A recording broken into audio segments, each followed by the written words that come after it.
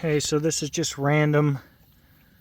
Hopefully, no, don't get wild. Hey, calm down. So, I probably gave her a little bit too much freedom here. I mentioned that I have a goat here who just gave birth. And so I missed church on Easter Sunday because she gave birth at about 7:30 in the morning. And this particular goat, we only raise ADGA Nigerian dwarf goats, but this particular goat was a member of a feral herd here in the county, I believe, and she just showed up on our property one day, and got impregnated by our boys and started living with our herd. And so we were a little bit worried about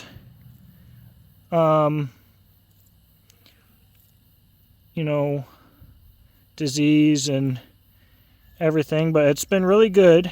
She got pregnant, well, obviously, but she had one boob. I mean, her udder is huge. I think she's an alpine or a mix or something. Her udders were massive. She's way bigger than our Nigerians, but that was kind of cool because she could stay in with the boys, and she was big enough not to take their crap. But anyways, one of her sides of her udder, hey Dixie, you're a do. One side of her udder here, the goats never drank from, and it got absolutely crazy. We're really praying that it's not mastitis, but the milk that I'm getting here doesn't look pussy, doesn't stink, doesn't look bloody, doesn't look like cottage cheese. And so, I don't know. It was a little bit hard to get her started, but I'm really hoping that if I can come out here and milk this side a few times a day, if she'll let me, that things will go a little more back to normal. Maybe her kids will start feeding on this side also. Now, I've got a lot that I'm going to do on this property to make this whole operation here more professional and bigger. All right, girl. But the hard thing here is that she's wild. And so I basically had to fight her to get her tied up the way she is. We've got a milking stand, and that would be by far preferable here. But there's no way I would ever get her on the milking stand. So I had to catch her and muscle her over here and tie her all up, and which I'm sure is a much more stressful experience than what I want for her, and could potentially make things worse, and hopefully won't make things more difficult for me in the future. Her teats are very weird. Even though she's got all this milk and this huge udder, I feel like she's still got really small teats. And so, I don't know, it's not like milking my goats. This is kind of a whole different thing. I'm probably doing an awful job, but I don't know, guys. You look at homesteading, and of course, just like war or anything else, it's advertised as a certain way. And some of your favorite influencers act like they've got this big, perfect, beautiful farm. But, like, you can't have all of these animals and not pay attention to them. And you can't have a farm that produces anything unless you dedicate a massive amount of time and money. And you already have to have the resources. This whole fairy tale of build a farm that makes you your living on no property with no money, it's just as bad as the fear porn in my industry is.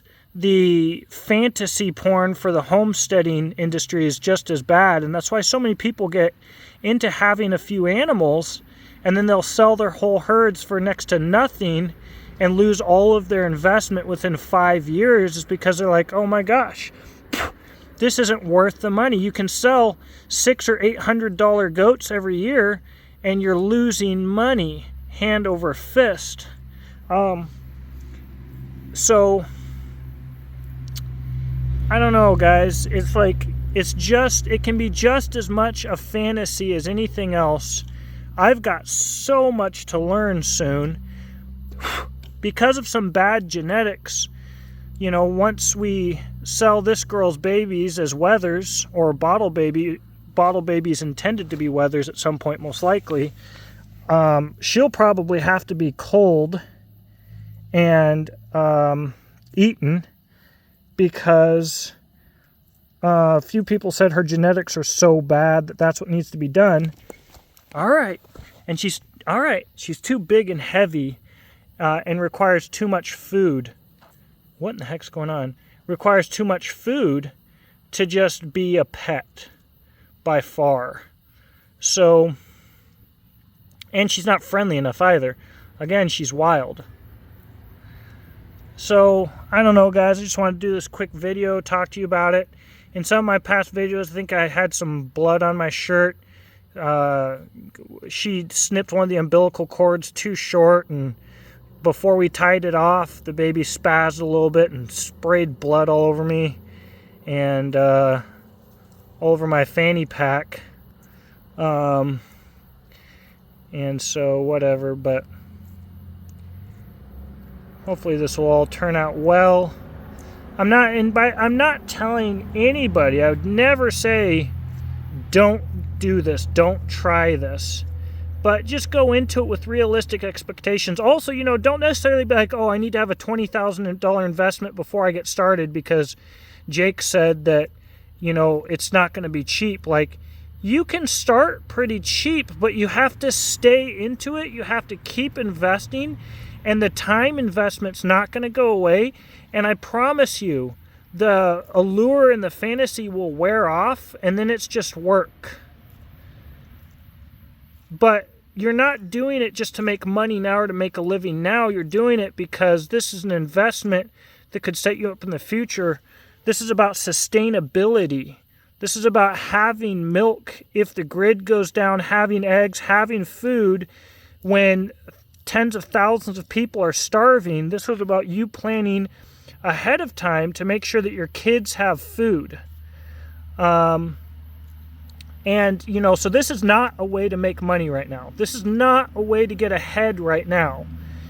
But it would put you way ahead going forward. And I do like the idea of the Nigerians. They can get pregnant more often, and you could keep them all in milk much easier throughout the year than a lot of other types. So, I don't know.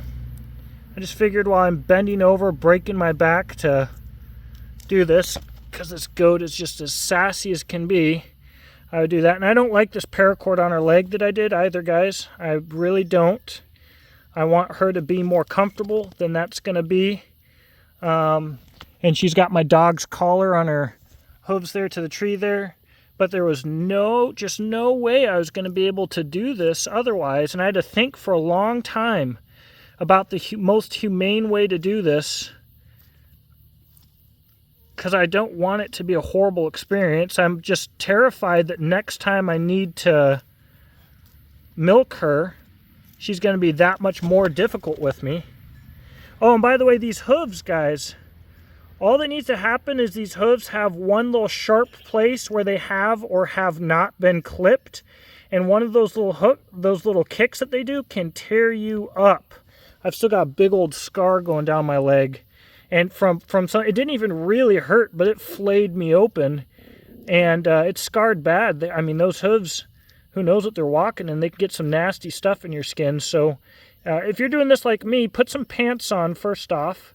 And second off, if you do get it, you make sure you clean it, because this silly little freaking grazing goat can, when you're wrestling with it, can do a lot more damage than you would think. Anyways, that's my blabbing for the night. I'll talk to y'all later. I've got knives in stock on the website, guys. Please consider checking that out, picking up some knives, and I'm going to be working on slings a lot tomorrow and getting those orders fulfilled. So y'all have a blessed evening. Talk to you in the comment section below.